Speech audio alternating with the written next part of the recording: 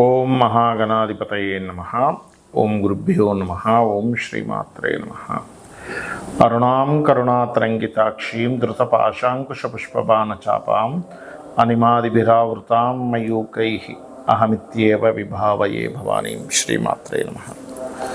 ప్రేక్షకులకి ఆ లలితాంబిక అమ్మవారి యొక్క అనుగ్రహం పరిపూర్ణంగా కలగాలని మనస్ఫూర్తి కోరుకుంటూ మనం ఈరోజు మనకి సెప్టెంబర్ 7వ తేదీ రాత్రి సమయంలో, అక్టోబర్ 8 మార్నింగ్ ఈ సమయంలో మనకి చంద్రగ్రహణం ఉంది. దాని తర్వాత 15 రోజులకి సూర్యగ్రహణం కూడా వస్తుంది. ఫస్ట్ మనం చంద్రగ్రహణం గురించి, అలాగే ఏ రాసుల వారికి అద్భుతంగా ఉండబోతుంది, ఎవరు కించిత్ జాగ్రత్తగా ఏ విషయాల్లో జాగ్రత్తగా ఉండాలి, మరియు అదేవిధంగా ఎటువంటి దానములు ఇవ్వాలి, ఏ మంత్రం గనక ఏ లగ్నం వారు లేదా ఏ రాశి వారు చేసుకుంటే ఈ గ్రహణం వచ్చే వరకు చేసుకుని గ్రహణం రోజు చేసుకుంటే అది పునశ్చరణ అవుతుంది. అంటే ఇన్ని రోజులు ఏదైతే మంత్రం చేశారో దాని తర్వాత ఆ ఒక్కరోజు చేసింది ఇన్ని రోజులు చేసిన ఫలితం వస్తుంది, పునశ్చరణ అంటారు. అలా ఎవరెవరు ఏ మంత్రం పఠించాలి, అమ్మవారి నామాల్లో ముఖ్యంగా లలిత సహస్రనామాల్లో ఏ విషయాలు జాగ్రత్తగా ఉండాలనేటువంటి విషయాలు చెప్తుంది నేనైనప్పటికీ కూడా చెప్పిస్తుంది సాక్షాత్ లలిత అమ్మవారిగా భావిస్తూ ఒక్కొక్కటిగా తెలుసుకుందాం. ధనుర్లగ్నము ధనస్సు వారికి. ధనస్సు వారికి 3వ స్థానంలో గ్రహణం. 3వ స్థానంలో గ్రహణం చాలా మంచిది. కాకపోతే ఒక జాగ్రత్త కూడా తీసుకోవాలి. ఏమిటది అంటే, ఒకటి మంచి దేనికి మీరు ఏదైతే ధైర్యంగా అంటే ధైర్య సాహసాలతో మీరు ఏదైతే ఒక స్టెప్ తీసుకుంటారో అటువంటి వాటికి చాలా మంచిది ధనుస్సు వారికి. ధనుర్లగ్నం కానివ్వండి, ధనుసు రాశి కానివ్వండి. అలాగే కొన్నిసార్లు చూడండి, ఏదో ఎప్పటి నుంచో ఒక భూమి అమ్మేద్దాం అనుకుంటున్నామండి, అవ్వట్లేదండి, ఏమిటో ఈ ల్యాండ్ అమ్మేస్తే నాకు అప్పులు క్లియర్ అయిపోతాయి, డబ్బు తీసుకొచ్చి ఇక్కడ కట్టేసుకుంటాను, రుణ విముక్తిని అవుతాను అనుకుంటూ ఉంటాను. అటువంటి వాటికి కూడా ఈ 3వ స్థానం సెప్టెంబర్ మాసంలో 7వ తేదీ వచ్చే గ్రహణం చాలా మంచిది, అందులో ఎటువంటి సందేహం లేదు. అలాగే మరి ఇంతకుముందుగా ఎందుకు చెప్తున్నాము అంటే, ఇక్కడ నుంచి మీరు ఒక మంత్రం చేసుకోవడం ద్వారా మీకు ఇబ్బంది ఉండదు. ఏమిటది జాగ్రత్తలు ఏం తీసుకోవాలి? కమ్యూనికేషన్ హౌస్లో పడుతున్నందుకు ఏదైనా అగ్రిమెంట్స్ రాసేటప్పుడు, ఎవరితోనైనా ఏదైనా మాట్లాడేటప్పుడు చాలా జాగ్రత్తగా ఉండాలి. మరి దీనికి ఓం కర్పూర వీటికామోద సమాకర్ష దిగంతరాయే నమః అని నామస్మరణ చేసుకోండి. అన్ని విధాలా మీకు బాగుంటుంది. అలాగే మరొక విషయం ఏంటంటే, మీరు ఎట్టి పరిస్థితుల్లో శని సోమవారాలు అగ్రిమెంట్స్ చేసుకోకండి. శని హోర లేదా చంద్రహోరలు కూడా పనికిరావు.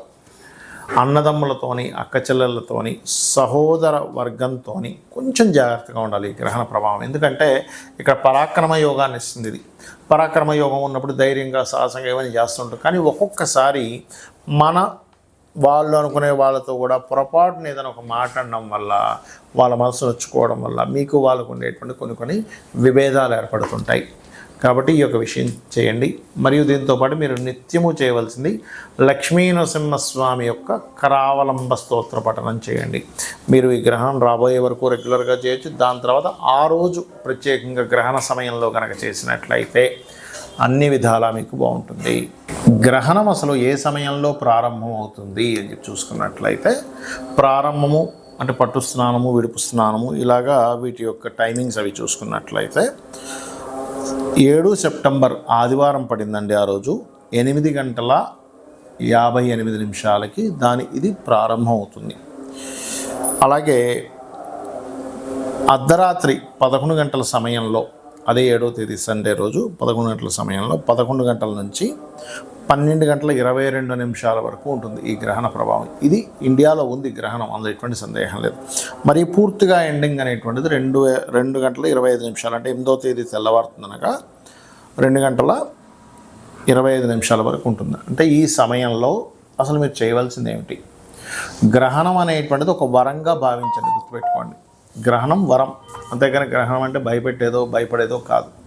మన మహర్షులు ఆ సమయంలో శక్తి ఎక్కువగా ఉంటుంది కాబట్టి మీరు ఆ రోజు చేసే మంత్రము ఒక్కసారి చేసింది 1000 సార్లు చేసిన ఫలితం వస్తుంది.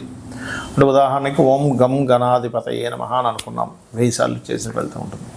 ఇందులో మీకు అసలు నక్షత్రము రాశి ఏమీ తెలియదండి, కానీ ఆ రోజు నేను మంత్రం చేసుకుందాం అనుకుంటున్నాను అనుకునేటువంటి వారు వారి ఇబ్బందులను బట్టి ఒక్కో మంత్రం చేసుకోవచ్చు. ఉదాహరణకి ప్రతిదీ ఆటంకాలు అవుతున్నాయి. ఉదాహరణకి ఓం కామేశ్వర ముఖాలోక కల్పిత శ్రీ గణేశ్వరాయ నమః చేసుకోండి.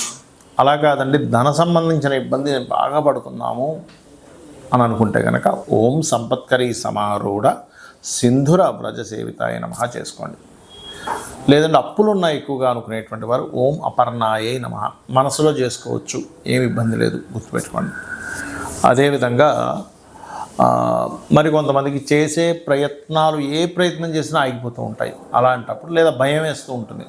ఓం కనకాంగద కేయూర కమనీయ భుజాన్వితాయ నమః చేసుకోండి.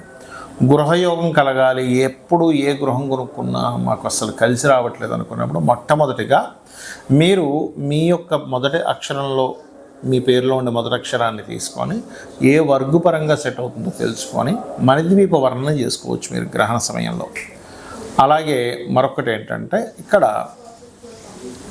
సంతానం కోసం ప్రయత్నం చేసేటువంటి వారు దిగంబర శ్రీ పాదవల్లభ దిగంబర అని చేసుకోండి గ్రహణ సమయంలో. లేదు శత్రు బాధలు ఎక్కువగా ఉన్నాయి అని అనుకునేటువంటి వారు చండీ పారాయణం చేసుకోవచ్చు, వినడం కానీ చదవడం కానీ చేయొచ్చు.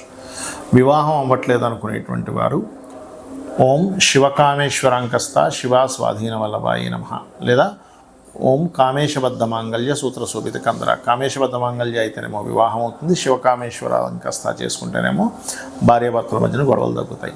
ఆకస్మికంగా కొన్ని ఇబ్బందులు వస్తున్నాయి అన్నప్పుడు ఓం అష్టమీ చంద్ర విభ్రాజ అలికస్థల శోభితాయ నమః చేసుకోండి.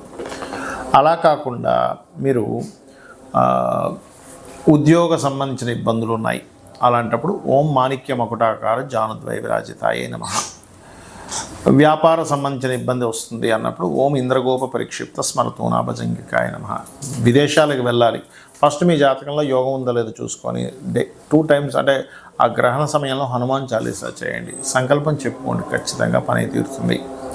ఇక్కడ అమావాస్యలు కూడా వస్తుంటాయి ఒక్కోసారి. అమావాస్యలకి ఎవరికైనా సరే అంటే ఈ గ్రహణం రోజు చేయడం వల్ల ఏమవుతుందంటే, ఈ మంత్రాన్ని మొదటి నుంచి మొదలుపెట్టి అంటే ఇప్పటి నుంచే మొదలుపెట్టి గ్రహణ సమయం వరకు చేస్తే ఎన్ని వేలైతే అవుతుందో మీరు మరలా గ్రహణం రోజు చేసిన ఇంతకాలం చేసిన ఫలితం వస్తుంది.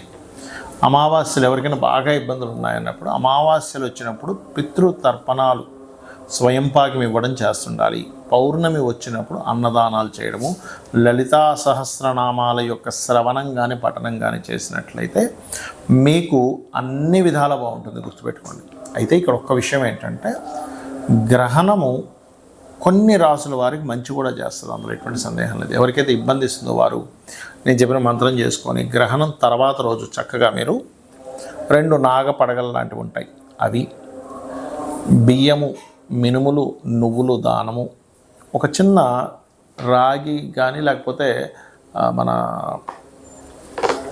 ఇత్తడి గిన్నెలో ఒక కొంత నెయ్యి పెట్టి ఆ రోజు బియ్యము కొన్ని కూరగాయలు కూడా కలిపి ఇవ్వచ్చు.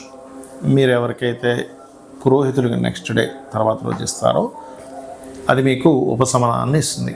అయితే గ్రహణం తర్వాత 40 రోజుల పాటు నేను చెప్పినటువంటి విషయాల్లో జాగ్రత్త వహించండి, అన్ని విధాలా బాగుంటుంది, అమ్మవారి యొక్క అనుగ్రహం కూడా లభిస్తుంది. శ్రీమాత్రే నమః.